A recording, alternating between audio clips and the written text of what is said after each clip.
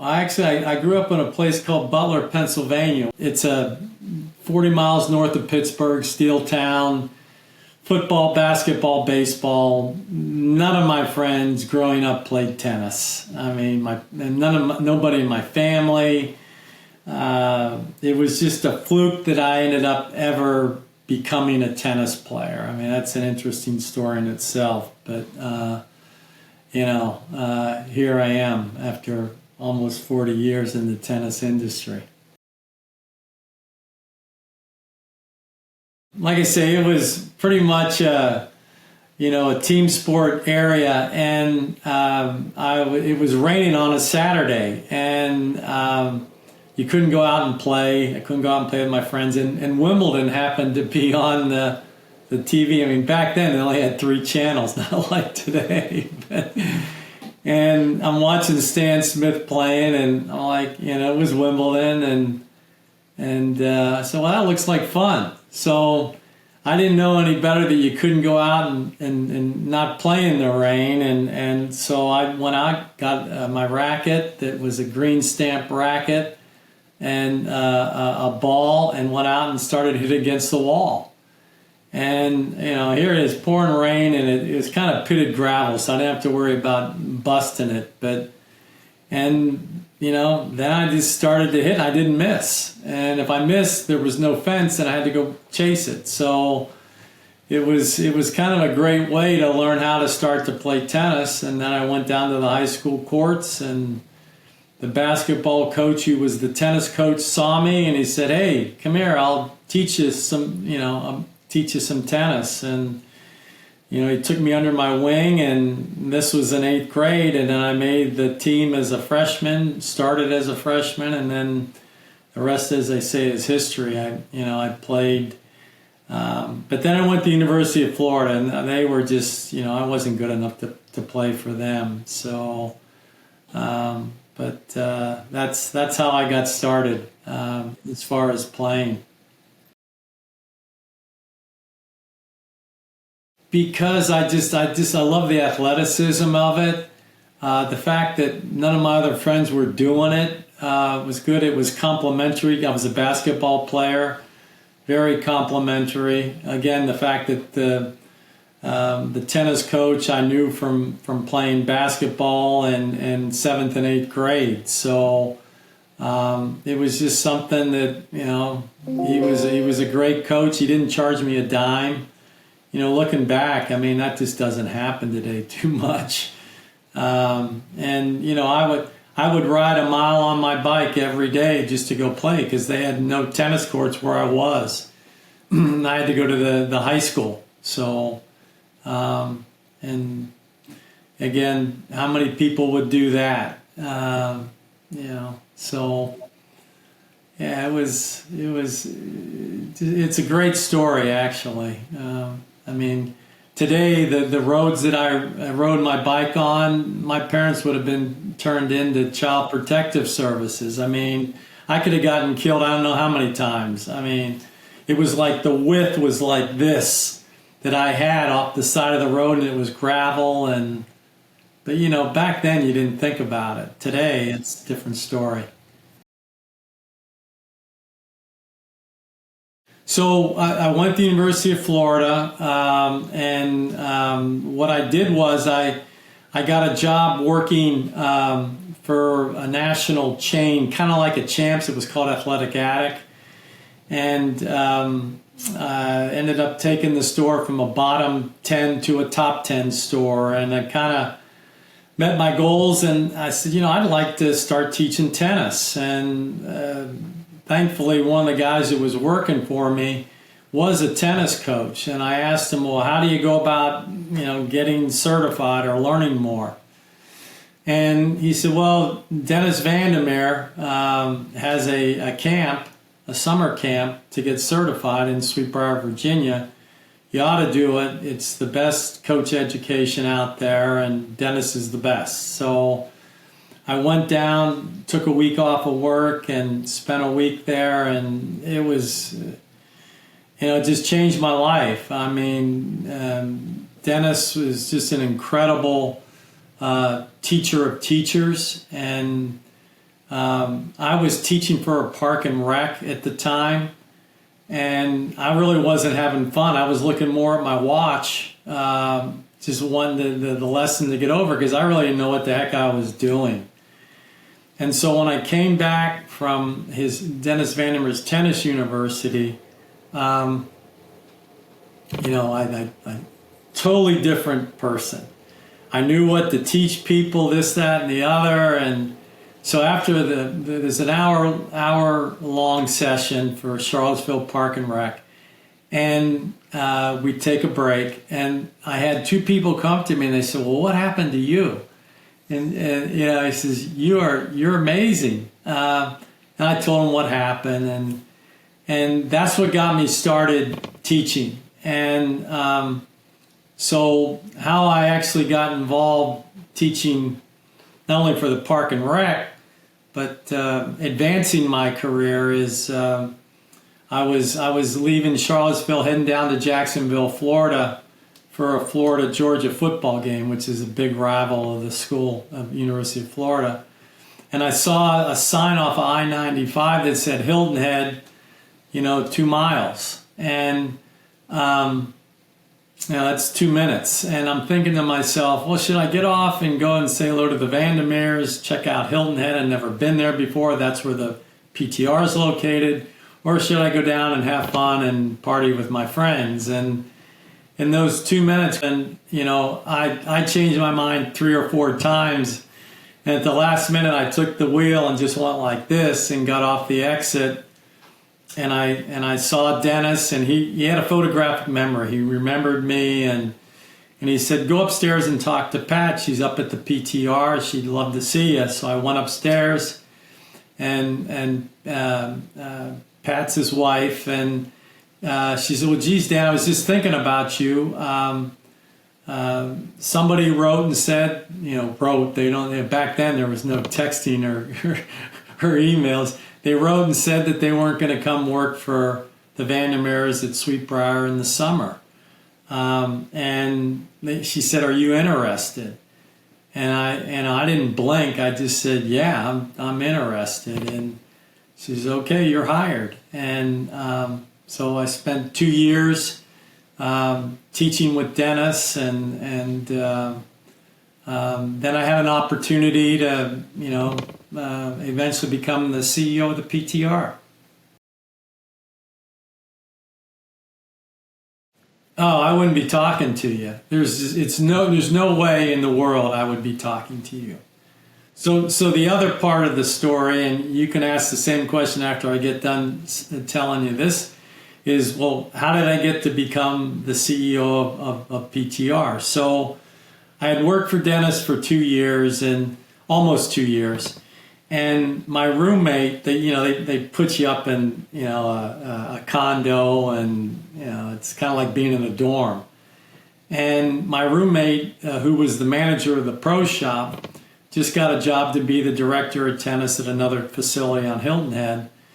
And so they were looking for a pro shop manager. Well, I had experience, obviously, working in that sporting goods industry. And they said, "Well, can you help us out until we hire somebody?" And I said, "Well, what's my day look like?" And my day was, I'd wake up in the morning, I'd go into the office, I'd open up the pro shop, I'd spend 3 hours on the court, I'd go eat lunch, I'd come back in, make sure everything was good, check in the afternoon, go back on the court for 3+ hours, play tennis afterwards, and then go back in, close out the shop, and then go eat and, fall asleep, because it was a long, long day. And so one day I'm in there for the lunch break in the shop, and the phone rings for Dennis. And again, the phone system back then wasn't so sophisticated, so I had to go back and give him a note because he was on the phone. And he's on the phone and he's talking to the person, and he says, "Okay, well, I understand, but I think you're making a big mistake." And he hangs up the phone. And he looks at me and he goes, Can you bloody believe it? That's the 23rd person that's turned me down to become the executive director of PTR. It was US PTR back then. And I said to him, I said, geez, Dennis, I'll give it a try, you know. And he leaned back in his chair and he said, okay, mister, let's see what you can do. And the next day, I went from being on the court with him and helping out in the pro shop to being the executive director of the USPTR. And of course that wouldn't happen today. I mean, you know, the organization's grown to 10,000 members, and yeah, where would I be if I wasn't in that, didn't say yes, because they only paid me $25 more a week to do that, which was, I mean, it was a joke, but you know, it paid off. Professionally, I mean, they gave me my start, and you know, yeah, I mean, I wouldn't be here today if it wasn't for Dennis and Pat, because Pat hired me and Dennis trained me, and taught me a lot of things about not only how to teach, but things like remembering people's names. And that might seem, okay, what's the importance of that? And I remember him telling me that the sweetest word, Griffin, in the English language is your name coming off of somebody else's lips. Because if you're a kid that's coming to camp and the coach knows your name or the pro knows your name, I mean, you remember, I'm sure you were involved. How did that make you feel? Wow, the coach knows who I am. And when you worked for Dennis, it was, you had to know everybody's name. So what happened, Dennis would do a workshop for 56 people every week, okay? And the pros had to learn the names of all 56 people within an hour or two. Now, most people can't remember 4 people's name that you're doing on one court. And it was one of those things that I didn't have a photographic memory. None of these other guys did, like Dennis. But you can train your mind to do it. But the key is you got to want to do it. And Dennis told us how to do it. And that's led me to be successful, because I take, you know, like you, Griffin, how many times have I said your name so far in this interview? You know, and that's how you do it. You say a person's name, I look at you, and I a beard, okay? Now, the only thing that would throw me off, if you show up, if we had another interview and you come clean shaven, I might be a little thrown. But, you know, they're just things that you pick out and you remember the person's name. It's a skill and something that's very helpful to succeed in anything you do, is calling people by their first name. Or, you know, back when I grew up, it was Mr. and Mrs., you know. It wasn't as much on a first name basis, but it's important. So, yeah, they were, and, you know, Pat still owns the Vandermeer Tennis Center, and it's doing well, and you know, Dennis is in the Hall of Fame, and, you know, it's just a great story, how the both of them just helped change the tennis industry. I started a program called the ACE program, Advancing the Commitment to Education. And it started in the early 90s, and it was a program that tried to get more people of color to become coaches of color. And back in the early 90s, that's when the USTA started what was called their Minority Participation Program, which was their DE&I program. And they were one of the first sports to do it. And there was a police athletic study that came out that said that the reason there aren't more black tennis players is because there's not enough black coaches to teach them. And, you know, it makes sense when you're looking across the net, you want to see yourself, whether it's color, whether it's gender, whatever. You want to be able to kind of feel good. And so PTR started a program called the ACE program where we had a special entry into becoming a coach. It wasn't as expensive. Not that not every person of color couldn't afford it, but we didn't want to make the money a barrier. We got rid of that barrier.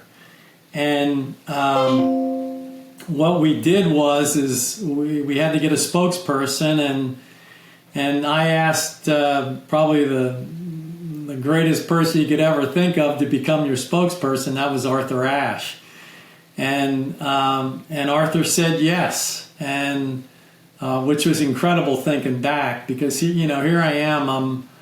I'm not even 30 years old at the time, and Arthur's up here with Billie Jean and Dennis and others. They're on my Mount Rushmore, and Arthur was he was supportive, and I'll never forget the first time that we conversed about how the program was going. He was dying of AIDS, and he came to speak at our symposium, and he got out of the car, and it was very thin, and to be honest with you, he probably had no business being there. But that's Arthur. If Arthur makes a commitment, that was the kind of guy he was. He was a special person. And so he went out, and he said, before I give my talk, let's go back and let's talk about the ACE program.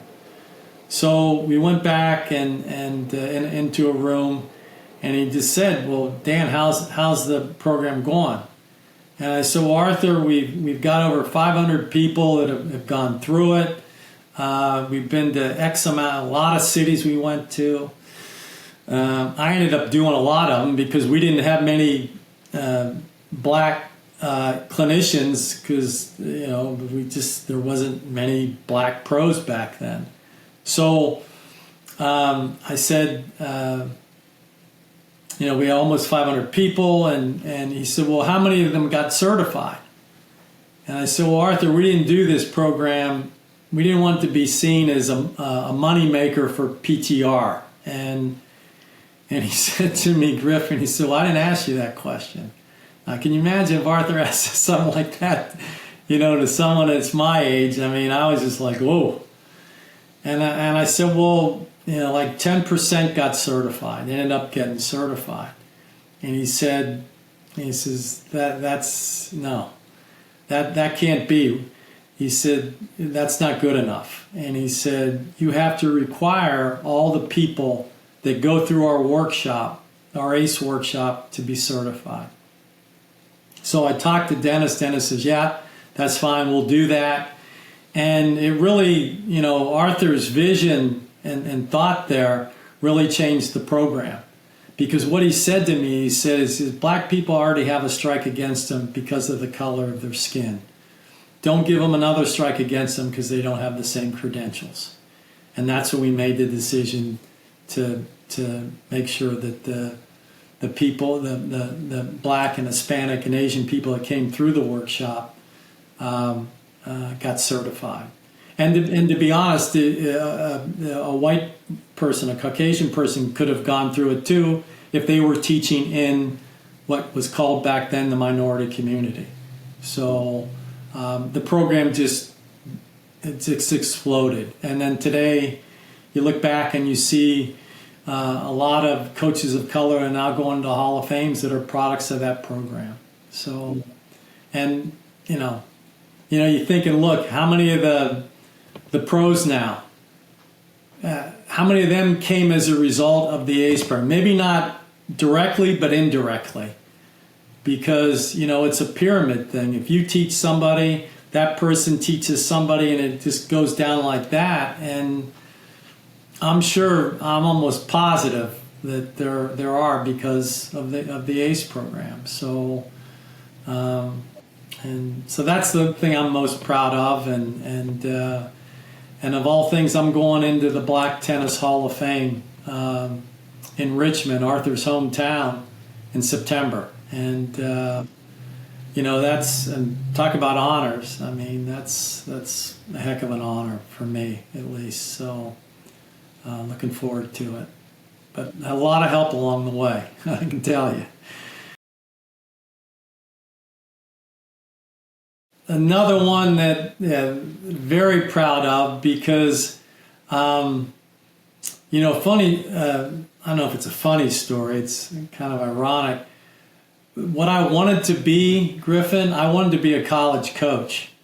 And when I was back in Charlottesville, that's where the University of Virginia is, I actually applied to become the women's coach at the University of Virginia. And I was 23 or 24 at the time. And I didn't know that, that's probably not going to happen. And I remember going into the athletic director's office. I did get an interview, and Dick Schultz was his name. He ended up being a pretty famous AD.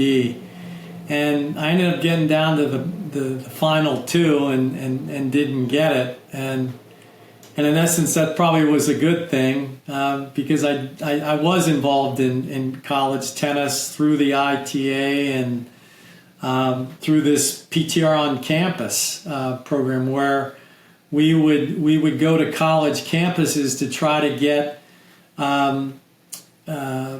not only graduates but people that were still in school to learn how to teach tennis and get certified. It was a carbon copy of the ACE program, Griffin, except it was done the same. Everything was the same. We discounted it because, most kids, they don't have money. Their parents are paying their way to go. So, and it became very successful. And the first one that I did was at the University of Washington. And Patty Fenwick McCain was the coach at the time. And she got her whole team to go through it. And, it was just amazing. Patty used it like a team building for her team, and some of the people are still teaching tennis now, and we did over 100 of those, and they're not doing them as much anymore, but I think they need to get back into doing it. Maybe that's something that Dave would want to work with the teaching bodies to try to resurrect. Because we need more young teaching pros and coaches. Because, I always used to say this when I would introduce myself, and I just said it's an honor to be here because I just respect the heck out of college coaches. Like I say, I wanted to do it, and, I just think it's a great profession to have. What they're doing is helping these young student athletes achieve their dream of playing college tennis. I mean, what's the percentage of people that it's like what 1% that go on to play and then it's even less of that for the professional. But, it's the one thing I think about that's great about being a college coach is that it keeps you young because you're dealing with young people and you're on a campus and it's just a great vibe. And, I'd recommend college coaching to anybody. It's a special career.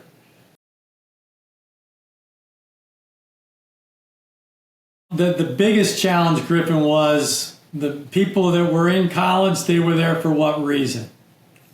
They were there to get a degree and, quote, they always used to say this, get a real job.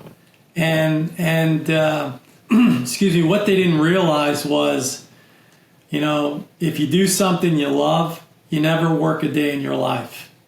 And most of the people that are playing college tennis, they love tennis. Some can be a grind, it gets to be a grind. But if you can do that instead of getting behind your computer and tapping on a keyboard and whatnot, you can be outside, and whether it's being a college coach or being a teaching pro, and you can interact with people and change people's lives. That's the thing that's I think is the most unique about it. As a college coach, your players will never forget who you are. And if you were a teaching pro, your students, they never forget who their coaches were. I'm sure, Griffin, you remember, growing up, you remember your coaches. And, it's a tremendous responsibility to be a coach, but the rewards are just, they're numerous. And so that's why you see a lot of people stay with college coaching, because they love it. And now, thankfully, the salaries have increased, and the ones that did it back in the day, they didn't make a whole lot of money, but they loved what they did. And I was fortunate to Dennis Vandermeer employed Jim Verdick, who at the time had the most wins of anybody. He was a D3 out of Redlands coach, and Coach Verdick, he was just one of the best, and everybody called him that. They called him Coach, and that's one of if somebody calls me Coach, I just smile, because that's just a title of honor to be called Coach.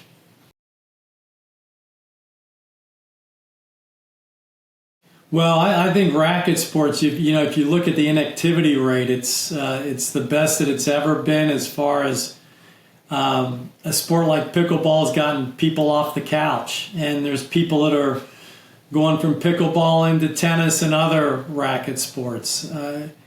If you look at the SFIA statistics, racket sports is probably the hottest part of sports, the sports industry. And COVID helped that along. I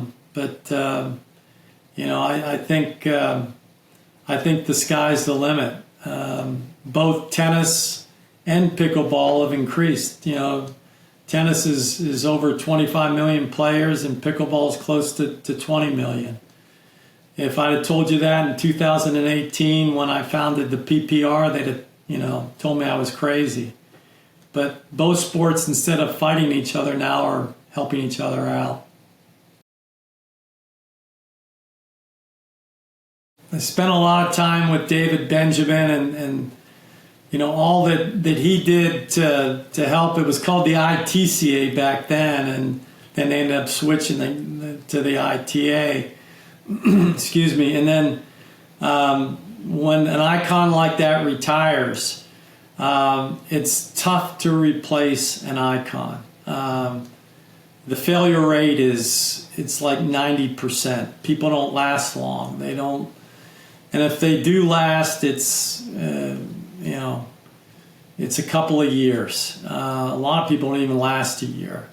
So when Tim Russell came in, he had big shoes to fill, and he took the ITA just in a different direction. It was his direction, and it was the right thing to do at the time, especially. And like David, Tim just did a fantastic job leading the ITA to different heights and having to deal with different things like